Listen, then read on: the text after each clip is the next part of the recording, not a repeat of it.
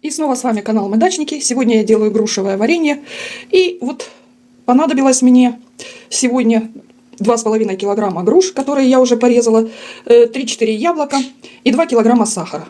Вот груши произвольно буквально режете с кожурой совсем и засыпаете 2 килограммами сахара. Груша у меня вот такая вот. Та, которая падает с дерева, та, которая не падает. То есть абсолютно все равно. Главное, чтобы она была не твердая. Засыпали и оставили как минимум на 3 часа, чтобы груша пустила сок. Итак, дорогие друзья, чтобы процесс с грушами пошел быстрее, я вот их перемешала и теперь в своей мультиварке включила программу йогурт на 1 час. Сейчас часть груш с сахаром я переложу в мультиварку, и она будет, то есть парить эти груши, растапливать сахар за 1 час, а потом можно будет варить варенье. Вот так вот часть груш я переложила на режиме йогурт.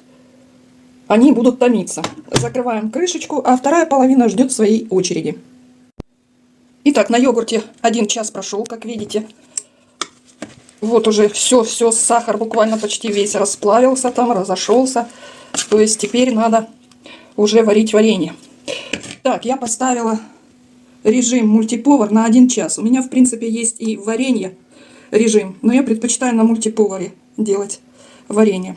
То есть я выставила мультиповар на 1 час, стандарт у него 100 градусов, и продолжаем варить. Закрываем крышку и идем по своим делам. Ровно час прошел на мультиповаре. Теперь я выгрузила будущее варенье в удобную емкость, беру блендер и все это перебиваю. Только очень аккуратно, потому что горячо.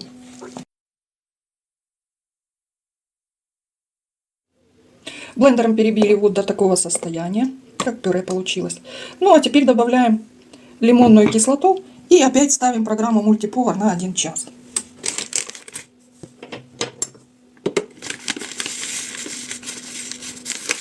Лимонной кислоты, ну буквально вот столько. Это она идет как консервант. Все, закрываем крышечку и опять идем по своим делам. Но за полчаса, где-то за 15 минут надо будет простерилизовать банки и крышки. Час мультиповара прошел. Теперь будем переливать стерильные баночки, уже у меня подготовлены.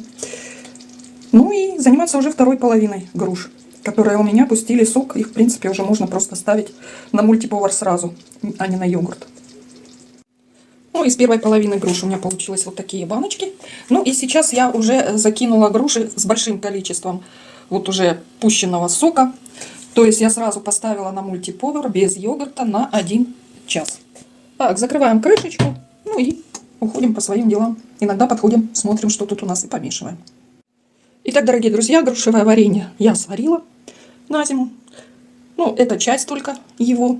Дальше груши еще есть, надо будет продолжать. А вот это вот первое грушевое варенье в 2024 году.